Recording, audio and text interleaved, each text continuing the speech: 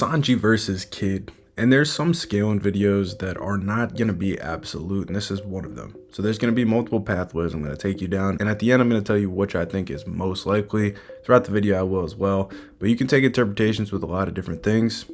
But I'm going to try to wrap this all up into one bow and say what I think makes the most sense for this fight. The first thing we have to acknowledge is Olin Big Mom versus Queen in Udon Prison. And this is important for many reasons. One of which we see that Queen gets essentially blitzed and two-shot by Olin Big Mom. Now, Olin Big Mom is Big Mom with no haki, no devil fruit usage. The important thing to note about this is that we have absolute confirmation that Big Mom protects herself with Conqueror's haki or haki in general. That is why her durability is so high. Without that, her durability is basically like your average human or giant's dura. We saw this in Whole Cake Island as she was able to be scratched just by rocks on the ground. Whenever she sees Mother Carmel's picture, her durability essentially goes to zero because she actually lets out all her Conqueror's haki. So they say Conqueror's haki there, basically telling us that she coats herself with it. So essentially what you have is Olin Big Mom with raw strength alone destroying Queen, and to a point where it said that he is unconscious after 2 hits and he is knocked out of his zone transformation. Now people believe that because he was knocked out of his zone transformation, that means he was not KO'd, because like when Zoro beat Kaku was still conscious. He was able to converse with Zoro, as opposed to like Lucci, Jabra, guys that were knocked clean unconscious and then they stayed in their zone form. The problem is we also see Queen lose to Sanji and get knocked out of his form against Sanji. Now, in fairness, I guess we don't really get to see Queen in the aftermath, but he looks pretty knocked out flying through the air to me. Maybe you could just say he's unable to move anymore, but he was conscious. We also see Kaido revert to his form after getting hit with the Bajrangan gun when he falls into the magma. But what I will say, regardless, is that Queen, for a period before this panel comes up, there's a point where he was down in his zone transformation and he was unresponsive. And then like when they turned their back, he did revert back. So it's possible he was unconscious for a period of time, then reverted back when he regained consciousness, which seems to be potentially implied here because it seems like he stayed down longer than he needed to for sure, as he was thinking quietly about, did Luffy eat the food that Big Mom wanted? Now, any way you slice it, whether you believe that he was knocked out or wasn't knocked out, I don't really think it really matters because Queen essentially just concedes the fight at that point. So it's a situation where he took visible damage. We see he's fucking wounded, spits up a ton of blood from that attack. Whether he got knocked out or didn't is up for debate. But he realized in that moment that he is wildly outclassed after previously like staunchly wanting to defend the food, staunchly wanting to fight against Big Mom. So he just initially says he wants no part of those attacks anymore. Now, he does get back up, but of course Big Mom was never focused on him or didn't really care after that. She goes on about her business eating, and then Queen puts together a plot where he's going to trick her into going for more food, and then he's gonna off guard her with his Brachio bomb or whatever attack he used. And when he does this, it does have some effect on Big Mom, although the jury is out on whether or not it actually knocks her out, because she retains consciousness. Queen talks about her retaining consciousness. It actually knocks her back into her right state of mind. And then she looks back at Queen. Queen's terrified, says they're going to be cooked. And then she basically falls asleep. Now, in my opinion, this does not look consistent with anybody that gets knocked out and she retained consciousness from the blow.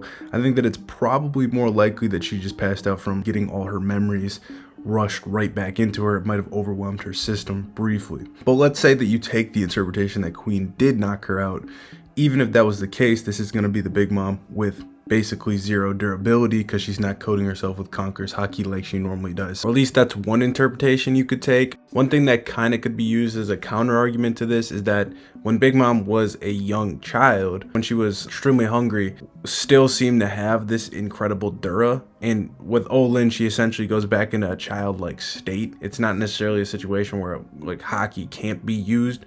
So it's possible that she is still unconsciously using this defense, because we know that she has had this really profound durability all her life. So it's possible that just unconsciously she isn't using offensive haki, but she's still protecting herself defensively like she did as a kid. And maybe you say that that's even more likely given that like she didn't scream to let out all her Conqueror's haki. So if that's the interpretation you take and you think that Queen is actually still bypassing this Duro, it would make it a better feat whether or not she got knocked out or not, because, you know, she said her head was hurting, so it did damage her to some degree. But Queen would like never be able to replicate this feat in like a conventional setting, because it's a situation where they have to have all the stars align for her to be, you know, this dumb essentially to go for this food. She has no cognizance of what's happening. Queen has like the perfect height. He uses his most bulky form for the maximum weight, and then gets to land like the cleanest off guard you're gonna land. So even if you want to say like Queen can damage her at this point, it's not really going to be used as far as like any gauge for any scaling to his other attacks, if you get what I'm saying. Now, the reason we bring that up is because Kid, when he gets feats on Big Mom, albeit they are always set up by Law, and it's vice versa, like Law's feats are set up by Kid as well. He is fighting a full-powered Big Mom that has her durability, has her hockey usage, has her devil fruit, obviously, and is protecting herself. So when Kid is using his damn punk technique, he is directly overpowering Big Mom's durability and arguably even overpowering her defensive conqueror's hockey. With that said, he's also able to crush her and damage her when he uses his magnetism. So crushing techniques in Kid's arsenal damage both her and they damage Kaido as well, who has the same kind of Dura. He is also stated to be coating himself with hockey as well, but his Dura baseline might just be higher than Big Mom's anyway. Of course, that is Dragon Kaido that he does that damage to, and it's minimal, but it still should be noted. One thing I do want to say though is that I do not view Kid as the one responsible for breaking Big Mom's arm at all. I chalk this up basically 95% to Law, if not 100. And I talked about this in my Big Mom versus Law and Kid video, because what happens is Law's Shock Willy goes through Big Mom's arm. Then it goes through her head, and the way the technique works is that it shocks through the body. When Puncture Willy was used, which is essentially the same technique, just he's puncturing it into the island, basically had that giant explosion that you see in the ground. So essentially that's kind of going on within Big Mom's body, and it actually reverberated all the way down to break her ribs somehow. And Big Mom specifically highlights Law, never mentions anything about Kid, and it's the exact same arm that the sword pierced that gets broken. And it's really a situation where she goes to defend with the arm that was broken, and simply it gets dislodged out of place. Because you got to understand that bull is just scrap metal at the end of the day. Kid's not even coating it with hockey or anything. Big Mom should be able to take that with ease, but she's unable to because her arm was weakened by Law's attack. Now, if you want more information on that, more in-depth explanation for why I don't agree, go watch that Law and Kid versus Big Mom video. But yes, I wanted to make that clear. I also do want to say that Kid doesn't really have any legitimate one-on-one defeats with either Big Mom or Kaido. Like I said, when things are set up by another person, you don't really scale to that. Therefore, like if Law is landing an attack on Big Mom because Kid is distracting her, it's not going to scale Kid directly to Big Mom in terms of speed or overall scaling. Like, yes, they have the AP to damage her, but she's off guard in a lot of situations. The only time Kid actually actively reacts to Big Mom is really just Misery, where he evades Misery in the manga arguably, although it's tough to see, and the anime makes it look like he just gets destroyed by Misery.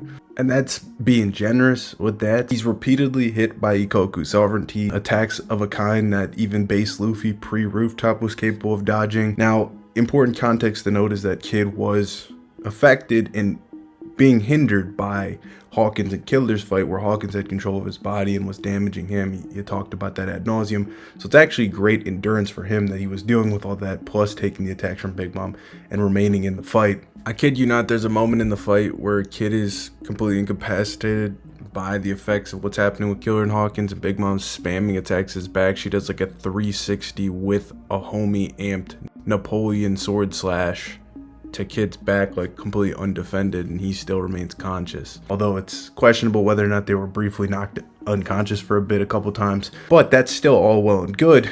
It just doesn't really change the fact that like these things don't look great. And then even on the rooftop, it's arguable based on the way you interpret things. Did Big Mom blitz the shit out of Kid here with a punch physical? The reason I say it's up for interpretation though is because Kid did have a smile on his face after eating the punch and then used it to repel Big Mom up. So it's possible he just baited her in with that technique, shot her up into the sky, and then Law used it. Maybe that's even more likely, I'd say. But Kid doesn't really have a great moment where he gets relativity in speed to Big Mom. Now the good thing about Kid is that he doesn't really need to, because he has a lower standard of speed relativity that he needs to achieve for his abilities, his awaken abilities, to really take effect, because he doesn't actually need to physically touch you. He needs to get within a specific range though, and it is pretty close range, but there is still a gap between having to physically touch you and just get within a radius of somebody. So that's an advantage for him. And that's going to be the only other time where you could argue some speed relatively to Big Mom, because he does jump off his Cornadilla when she already unleashes an attack though. At the Cornadilla, slices it in half, and then he jumps toward her and is able to assign her. But again, he didn't have to physically touch her. She had just gone through with an attack and was also watching out for all this scrap metal as well. So that'd be the one thing where maybe you argue he's at least close enough to her in speed. But yes, he is able to assign. Now, common misconceptions with his awakening is, for one, he actually doesn't assign like your whole body. He can only assign 2 points with the one variation of his ability. It's a north and south pole. Now, if you look closely, and again, I talk about all this in my Long Kid versus Big Mom analysis, he assigns Big Mom's head, and her head gets stuck to the wall behind her, the building. Her rest of her body isn't stuck. She just can't move her head, and then she's able to flip over the building. So the same would be said for, like, theoretically, if he was fighting Zoro with this ability, he could assign like Enma to a point, but it's not like he's going to assign everything Zoro has to a point. Now, the other point of his awakening is the one where he just simply assigns a person and all the magnetism goes into them. This is actually kind of a kamikaze style attack though, because if you notice, when he uses this attack, he still has to get within the range to do it, the same way as the North and South Pole one, but also he's within that range to be crushed by the metal. He actually needed to be teleported out by law. That's why it was a perfect ability for that moment to just hit Big Mom. But if he's doing this in a fight, he's going to be well within the radius to get hit with this attack, and he's already compromised because the awakening drains him to such a degree to where his defenses are going to be lower in that moment. So it's not the most optimal technique. His best bet is going to be the 2-point assign in my book, especially against a very fast opponent like Sanji. I guess it is possible though that like when this stuff comes in, he could try to like repel it himself. But again, like I said, he's extremely fatigued at that point, and it's going to lessen the effect of what he was doing because he's in the radius. Now, moving over to Sanji, the reason I brought up the Olin stuff early is because with Sanji, he fights Queen. And this is a queen that's already arguably fatigued from fighting with Marco for a period, although unquantifiable. He even fought with Chopper for a period, which was like 30 minutes at least, because that's the time limit Chopper gave us. So he was constantly fighting. You don't have to say he's extremely exerted, but he was fighting. Sanji had his own things that he was doing with as well. Obviously, he took a lot of damage from Black Maria, even lessened his haki so he wouldn't hurt her. So, I mean, you could argue that they're both similarly fatigued, so it's a fair matchup when they fight. But it's also a scenario where when Sanji fights with Queen, it takes him, even in the final sequence, which is actually started with an off guard because Queen was looking at the lady who has Chuji the mouse, and he was focused on her. He completely got off the mindset of the fight, was in the mindset of her, and then Sanji comes down, kicks him, and starts the barrage. So it puts him in a rock state, and then he lands all these attacks. Now, he lands all these attacks, at least, 5 to 10 of these attacks, plus all the damage that Queen has already endured throughout the war and throughout their fight specifically, and only then does he finally put Queen out.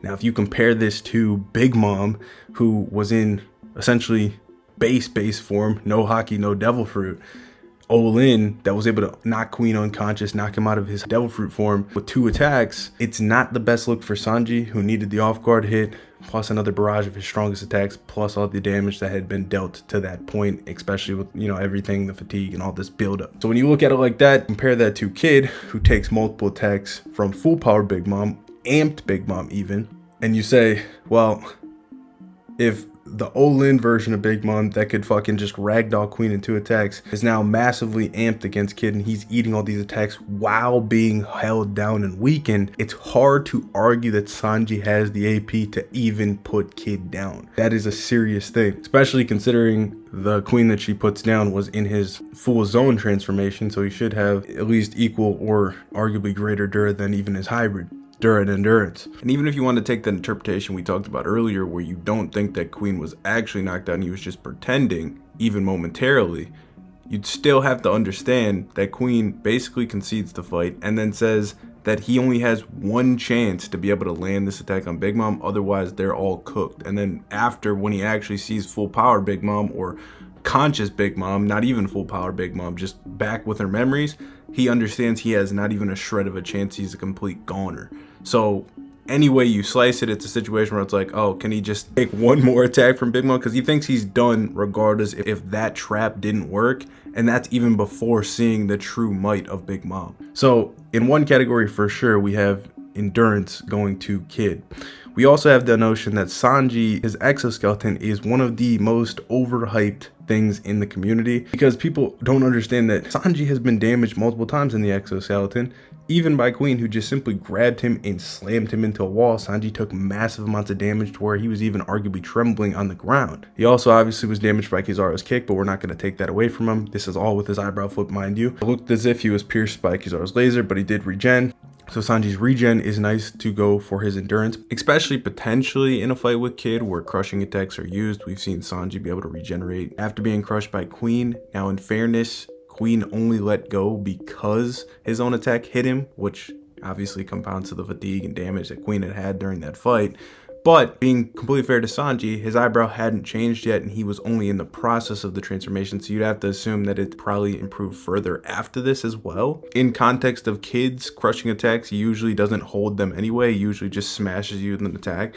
So theoretically, if Sanji can survive them, he should be able to regen from them. That presupposes that he can survive them, because Queen's crushing attacks and Kid's crushing attacks don't have to have the same potency, and one of these people has shown capabilities to be able to damage Big Mom pretty severely, full power Big Mom that is, with this attack, and arguably Kaido as well. Now moving on to Sanji's speed showings, and namely Ifrit, his strongest form of attacks, which boast him the highest potency that we've seen to date. People don't understand that people have been going invisible in One Piece since pre-time skip. Bluno went invisible against Luffy with Shave. Basically anybody that could use Shave can go invisible. It's based on the person's perception. Luffy went invisible in Whole Cake Island against Katakuri, stated on panel. So going invisible is not a metric to just say like somebody's in this specific speed tier. It just means that they're this far, a huge gap above the person they're fighting in speed. So he's massively above Queen speed-wise at his top levels of speed, but it doesn't mean like he's going invisible against anybody that he encounters. That's a big misconception. So if you look at it like,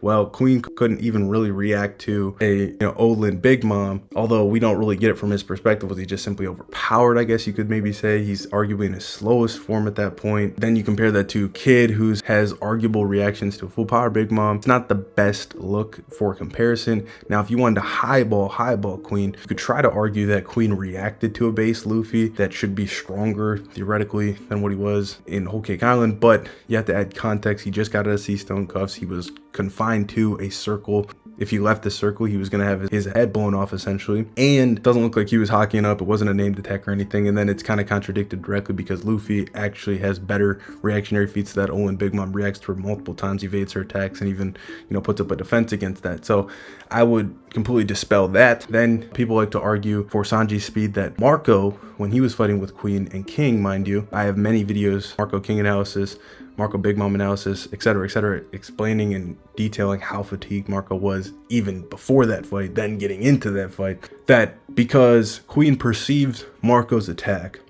the Crane Town attack, that means Sanji has to be faster than Marco. And I think that that's a bad assumption, a faulty assumption for many reasons. Because one, you're presupposing that Marco's using top end levels of speed like Sanji was in that moment for any reason. It's a scenario where we don't get the same perspective from Queen in the entire fight. That's the only time we get a perspective of Queen, and that's already when he's massively fatigued. And then it's a situation where Marco's just simply stalling the two of them anyway. He never had any intention to beat them, and his speed was already at a point where he's outclassing both Queen and King. King scales massively above Queen, mind you, so he's arguably blitzing King. It's gonna put him in a much higher tier than Queen anyway. If a person's already worried about their stamina and they're not trying to burn through it as he already was, and we have the statement talking about Queen saying Sanji doing what he was doing was stupid anyway, which panned out. Sanji completely passed out after doing something like that. It's not optimal for Marco to do that in that moment for any reason. It's also arguable that like it's just a perspective where it's like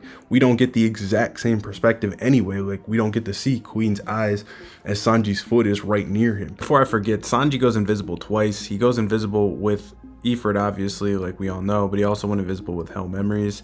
And this is a situation because the speed is not because of Ifrit. The speed is because of the power up he got, just the exoskeleton in general that allows him to use the speed. Ifrit's more of an AP thing that's just compounded with the speed enhancements that he has, allows him to withstand more heat, etc., etc., etc. He gets into the dialogue of it. But what we're saying here is that, like, in this scenario with Hell Memories, right, Sanji moves high speed, right, Queen loses sight of him, clear perception blitz. Sanji goes up. We don't see the perspective of, like, what does Queen see when Sanji kicks him. He doesn't know where Sanji is. He doesn't see the direction he's in. So Sanji comes from above and kicks him. So maybe we assume here Queen didn't see anything at all.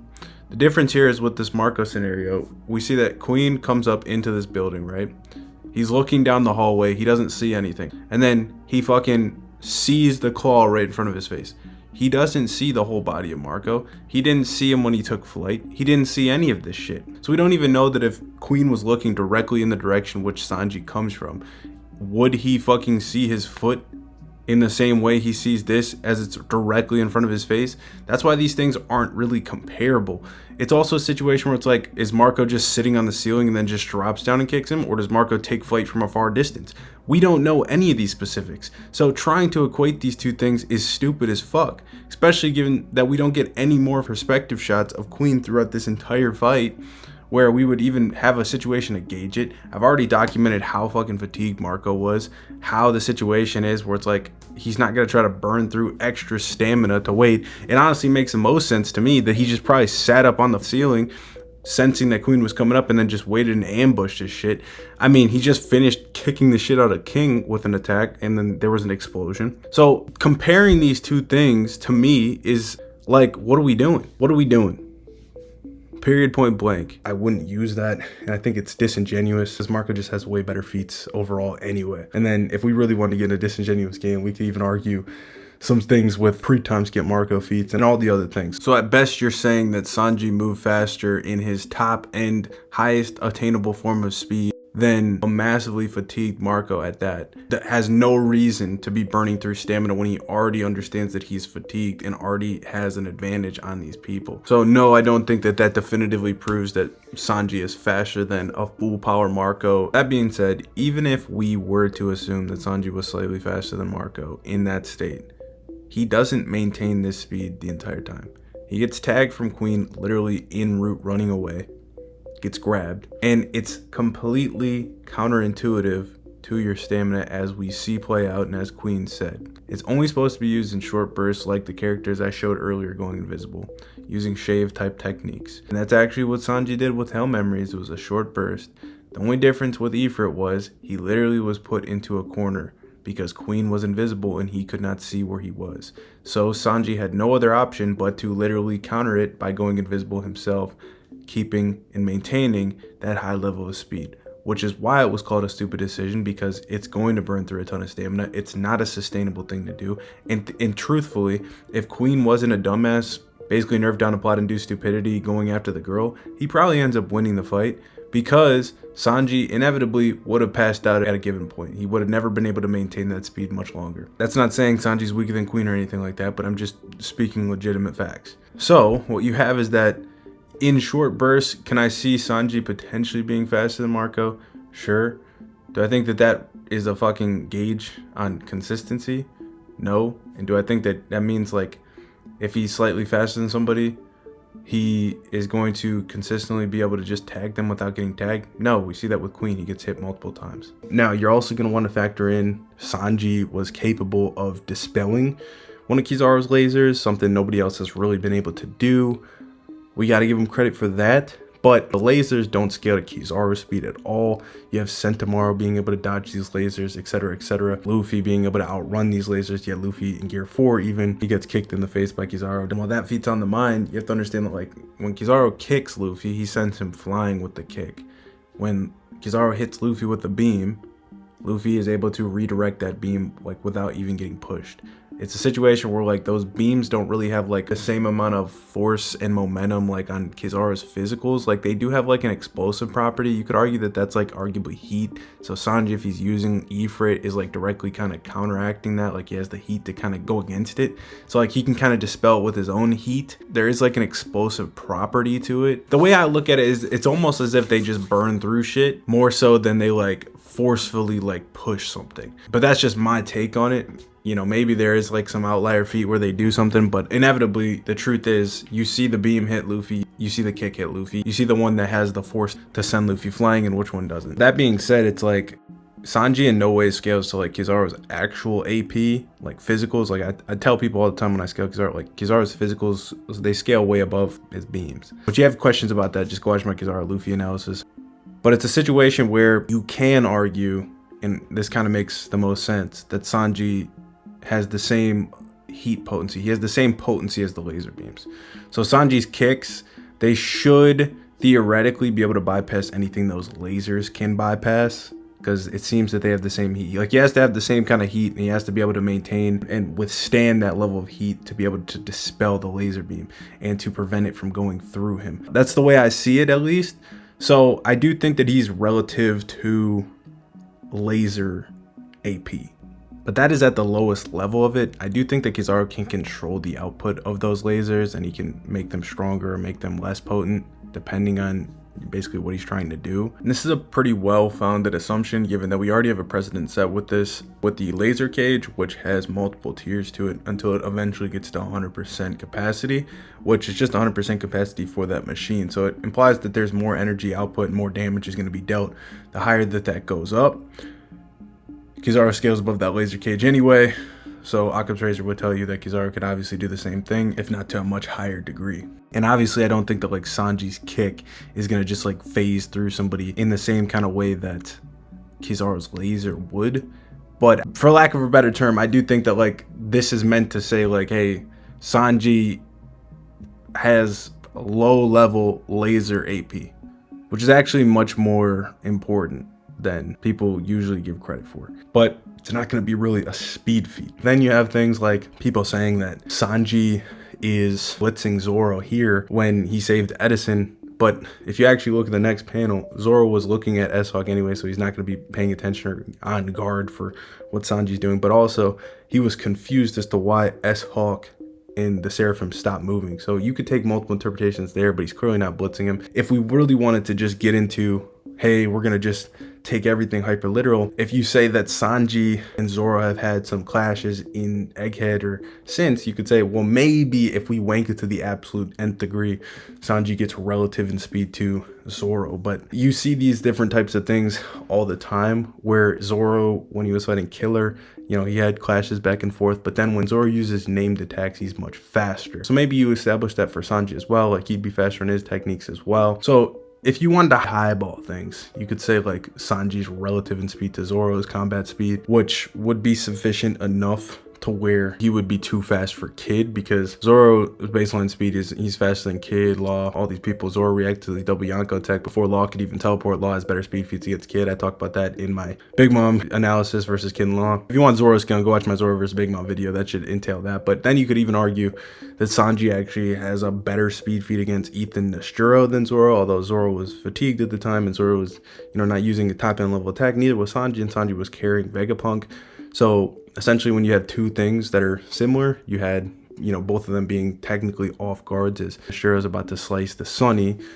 Zoro comes from behind him and Nashuro's still able to react to Zoro's attack, yet, you know, when Sanji's coming from the side of Nashuro, he's about to slash Bonnie and Frankie, and then Sanji's able to kick off the sword and then kick Nashuro. Now, it's not going to be a blitz by any stretch. I've talked about this in my Nashuro video. It's not a blitz. But if you compare the two things, you could say Sanji's is more impressive from a speed perspective, although right after this, Sanji does get chomped by Nashuro. So it's almost like he arguably gets blitzed right after because, you know, he's on guard. But you could maybe stretch it to say Sanji's off guard because he's not expecting, you know, the horse had to come out that fast. I would say it's disingenuous to say he got blitzed there, but you could argue like Nishiro outclassed him speed right after, but you could say, oh, he kicked him, he's holding Vegapunk, whatever the case. So if you just compare the two things directly, ignore the fact that maybe Nishiro's more keen on watching things after getting off guarded, and maybe he recognized Zoro and Jinbe were chasing him for a while. Also discounting the fact that before this point, no Gorosei member had defended against an attack, like blocked an attack, implying that Nishiro potentially just didn't want to take a Conqueror's goaded attack from Zoro, which could be a different situation where it's like he actually felt threatened by this if Conqueror's Haki does have an effect on the Gorosei, because obviously Joy Boy's Conqueror's Haki seemed to have a profound effect on them. We don't really know, but an argument could be made, right, that he could be slightly faster than Zoro. Now, in conclusion, as far as this fight, Sanji versus Kid, we've come to an impasse where Sanji is faster than Kid. Kid has more endurance than Sanji, hits harder than Sanji, but Sanji has enough AP to damage Kid with Ifrit at bare minimum, given that it is comparable to Laser AP, which Big Mom has shown worry and concern about potentially taking a laser from even Frankie. The Vegapunks were concerned for the Seraphims taking laser fire. And I know we talked about the Olin versus Sanji Queen performance, but honestly, if you look at that, you might come to a conclusion that, did Sanji really need all 10 of those hits to finish Queen? It's kind of reminiscent of if you hold a combo in Mortal Kombat even after it ends, like they'll let you keep your combo going when the guy's already beaten, setting up the fatality. And I don't see stamina being a problem for Sanji, because we've seen Sanji on multiple occasions now, and Egghead and now Elbaf being able to tap into Ifrit briefly for a quick attack and then drop back out of it without really expending too much effort. So I do think that he'll be able to tap into it multiple times. We've already seen him use 10 plus attacks with Ifrit at once while severely fatigued already. This is an extreme diff fight for me. I went back and forth on it, and honestly, before coming into making the video, I was leaning Kid, but now it's like there's ways both of them could win, and it really is like a toss-up for me. Like, if Kid potentially just wants to sacrifice everything, and he's like, fuck it, if I can assign him to a spot and I'll just take the hits and everything flies in, can Sanji withstand that? Like, I feel like Kid would have a better time withstanding that than Sanji, but it's like, how many of those can he even get off? I don't think it's a situation where Sanji never gets touched, but I don't think Kid can one-shot him with anything aside from Damn Punk, and I don't think that there's any chance Damn Punk is gonna land on Sanji, because I don't have any evidence showing me that Kid can use both his assign and Damn Punk at the same time. Now, it's possible, but I highly doubt it, given that the assign in and of itself drains Kid to an insane level. It seems like Damn Punk is part of his awakening, and for him to be able to output that much force, I don't think he could be that strained on the other side. So I'm gonna be real. I'm gonna say, like, I think I convinced myself throughout this video that I think Sanji wins this extreme diff. So hope you guys enjoyed this video, and let me know what you guys think in the comments below.